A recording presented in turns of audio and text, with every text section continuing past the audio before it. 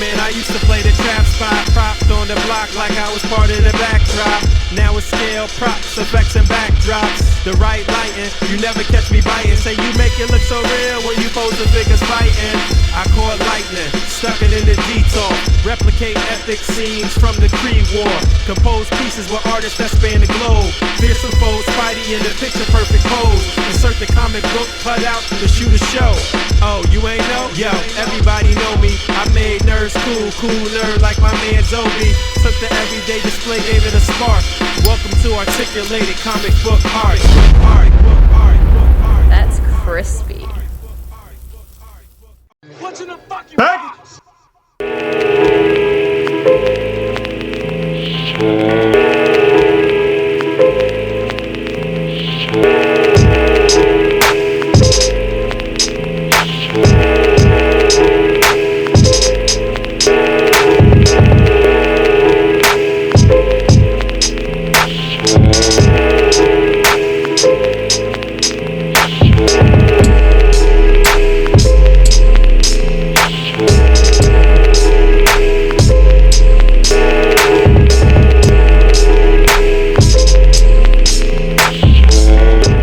To my man Flash. This was a package from my man Flashworks24 at Flashworks24 on Instagram.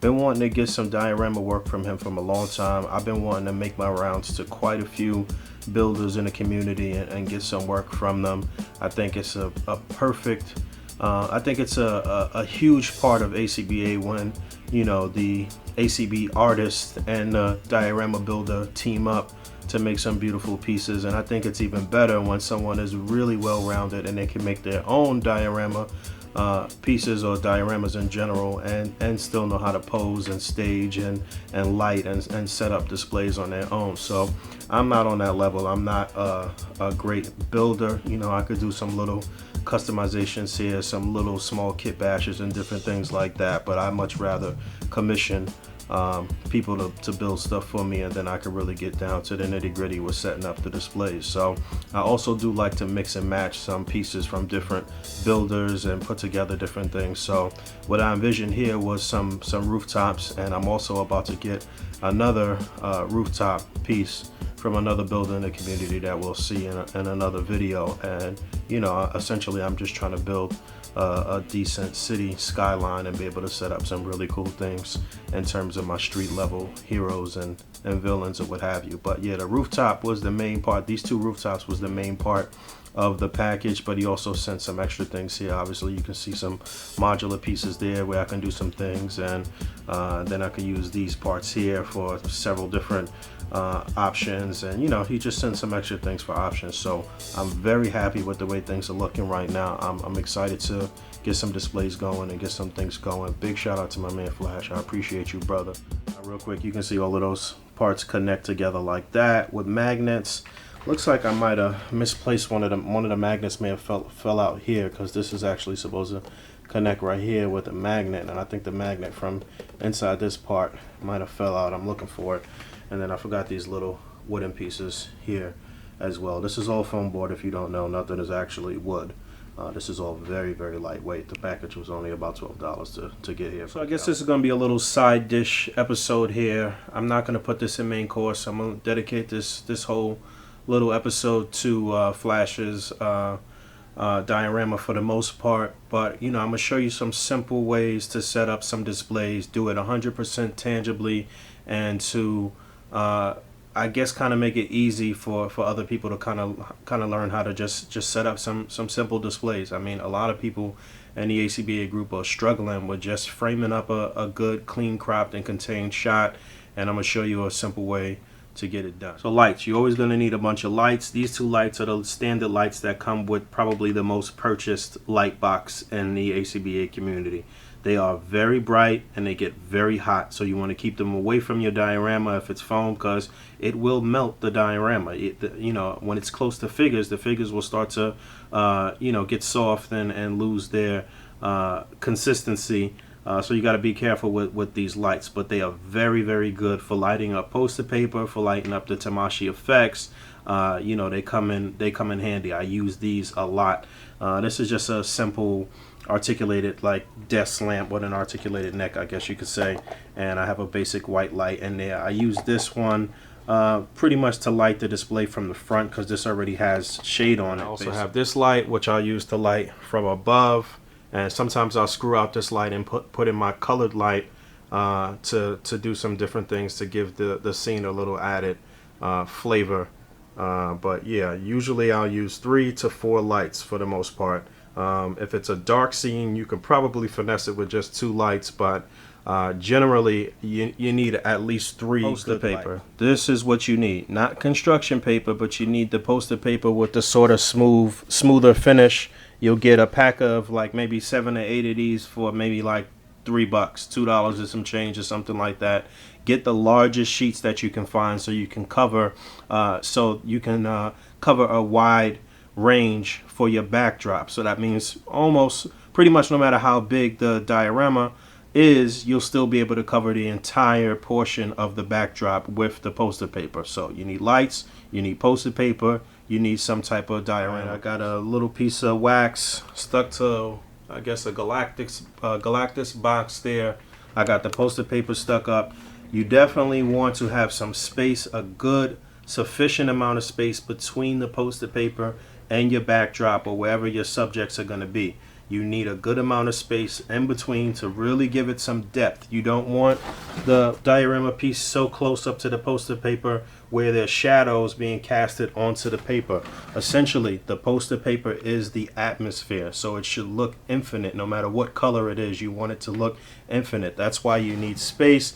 You get some sufficient space, and then you're going to use the light to really eliminate any additional shadows that might be showing up there. Now, the other mistake that I see people making is that they will put their lights too close to the poster paper, and you'll get the light concentrated very squarely on one portion of the poster paper. Now, unless you're trying to use the light to kind of simulate the sun, then you don't necessarily need to do that. You want to even out the space between the lights and the light hitting the poster paper. You don't need it to be very close. You just need it to be evenly distributed onto the poster paper to make the atmosphere look even. I guess that's the best word to describe it. So you see I got some space here. They're about the same distance apart on either side of the dial piece. And we're going to turn. I know it's not looking like much right now. The lights are on. They don't even look that bright. Trust me, I know they don't. But once you get down level with the piece and start to put your figures and stuff in there and get some more light coming from the front and maybe some more light coming from above, everything will start to take shape and everything will start to look nice. But you can see it's pretty even right now. I can adjust it once I get down there and put the camera level with everything and see how the light is really hitting it. I know it doesn't really look like much now, but trust me, it'll pop, it'll look right. You just need distance. Now we got a figure up there. We got the Marvel Legends Miles Morales Spider-Man. You could sort of see this starting to take shape. I have the camera pretty far away from the diorama and from the figure too. This is probably about, I don't know, like 2 feet or something like that. You don't have to do that. You can move your camera closer. It depends on what you're going for. I try to really give my shots some depth and to really make it look like it's a huge set or shooting over a large amount of space. So figures there, the dial pieces there. We got 2 lights. Now we want to plug in this other light and start really messing with the lights and getting it right. I also have the exposure up pretty high. You're going to want to mess with the exposure on your camera and either lighten it or darken it depending on what you're doing. I have it up pretty high right now, but you know, as I add more stuff and as you add things into the foreground and background, you may want to adjust it and play with it, but you have to keep recording and looking and trial and error. So this is what it's looking like right now. I've got 1 light in the front. I got the 2 lights on either side hitting the poster paper, and I also got 1 light from above. Now the way that I have this set up, I could finesse this a few different ways. I'm going for a daytime shot right now, the clear blue sky as the backdrop, but the way I have this, I'll be able to finesse this either way. I could darken the background, change that blue to black felt, turn off the 2 side lights, and go for a nighttime shot too.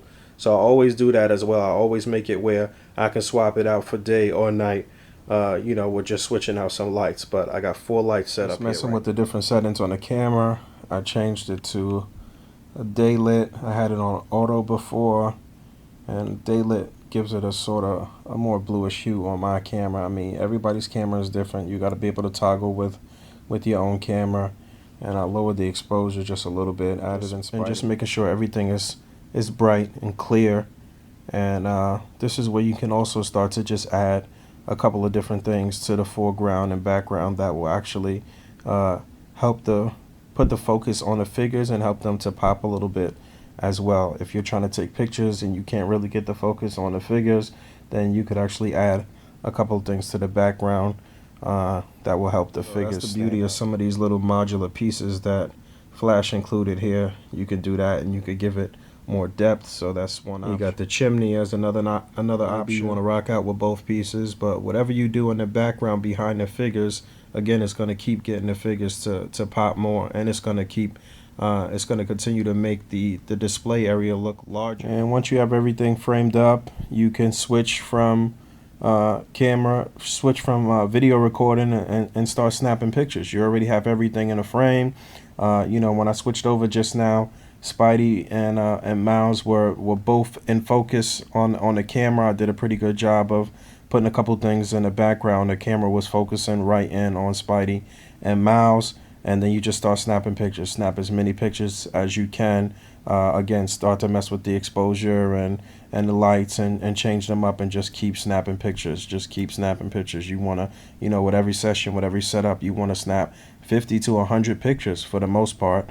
But yeah, this was a quick little 4 light setup, 1 diorama piece, couple figures, and a poster paper backdrop. Now, if we really want to start to get fancy and start doing some other things, then I'll show you that too. So now we're trying to switch it up from daytime to nighttime. I added a little more depth in the background. I brought the first diorama piece up to the front. This is the other modular piece. Doesn't have to look fancy. The end result has to look nice. It doesn't really matter what your set looks like. It's a set. Again, you're treating it like a movie set. A movie set's not going to look pretty, but when you get that final shot and get everything into frame, then that's when the masterpiece starts. That's when the masterpiece is made. So felt. You need felt, or you need a black towel. You need something that's not going to conduct the light. Got a nice big piece of felt back there. I got 4 pieces here. It's almost coming together like a New York City block. New York City, some of the buildings are very close together, and they create a lot of different alleyways and little suspect places. And you want to kind of do that so you can actually get some. You can play with the lights a lot by doing that, by creating a lot of different shadows and little crevices and things like that. It'll help you to really play with the shadows and play with the lights. But again, it's also about the depth. I keep saying the depth. The more you have in the background, the better you'll get the things in the foreground to pop. When I start to play with the light and the different functions on the camera, I had it on day lit. Obviously, I took that off. I put it on auto, and I lowered the exposure. It's at 0. It's not below 0. It's not above 0. It's just on an even keel right now. If I need it to be darker as I mess with the light, then that's what I'll do. But right now, this is what it is. Just one white light on, and there's no light hitting the back of the backdrop. You don't want anything to hit the backdrop. You want that to look infinitely dark. And now watch when I add some details you want to pay attention to. And the way that you really pay attention to those details, again, I'm going to keep reiterating a lot of stuff, is that you got to keep looking through the viewer. I was looking through the camera as I was setting this up, and I realized that the top of this building, this makeshift building that I was putting together here, didn't have a top, and it looked a little weird. So I sat another modular piece on top of there to give it a rooftop and to really make it look like another building there. And that's what you have to do. So now I have a colored light on here. Not sure that the light is really showing up exactly how I want it to yet, but again, it's a lot of trial and error. I normally don't put the colored light right on the figures. I'll highlight them by putting it a little bit behind them or something like that. But this colored light that I have has a little remote, and you can change the settings to different colors. So I will toggle through the different colors and see which one I really like. And then, just keep messing with the exposure. I had dropped the exposure a little bit again too, and I'm just not sure yet. But once I get the color that I want, then I'll just start snapping some pictures, snapping 50 pictures or so, and seeing how everything is coming out. I do have another option here because this other modular piece that Flash gave me, or this other diorama piece, has sort of like frosted windows where you can use that for some added light through the window. So I'll show you that. And it's really looking like the city is coming together here. Again, all of these little added things are really gonna make your pictures pop and your displays pop. And you know, just don't rush it. Just take it piece by piece, minute by minute, and see what little additions you can continue to make as you continuously snap pictures of every add-on that you do. Don't be afraid to leave your setups overnight too. This is the next day. You know, sometimes I'll let things marinate, see if I get some more ideas, but this is how it's working. That's how the light's coming through there. One light from above, that's the colored light that you see. I even added one more light there in that building back there to get that backlit a little bit. So don't be afraid to leave it up and just let it marinate, and you know, and just other ideas may come to you. And you know, this is more advanced with the lighting, but like I said, lights, you need a lot of lights. I said that at the very beginning. You know, the more lights, the more finesse you can add to it, the more different things you can do. That's pretty much it for this app. You know, you saw quite a few things. Just remember, you need a lot of lights. You need, you know, some diorama parts. Your posing's got to be on point. Just take your time. Other people's B-sides and C-sides when they post their pictures in the group. You know, it's a lot of inspiration there. And, you know, just don't settle. Don't settle. Don't be so quick to post something prematurely. Take your time, grind it out. Like I said, sometimes it's a day or two before I even am happy with something to post it. And even then, I may post something and get some feedback. And because I didn't take down the setup, I can go back to the drawing board and make some modifications and tweak it a bit. So that's what you need to do.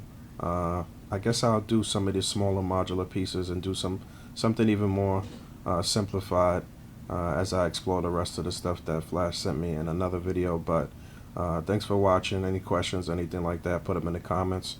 And I'll talk to y'all soon. Peace.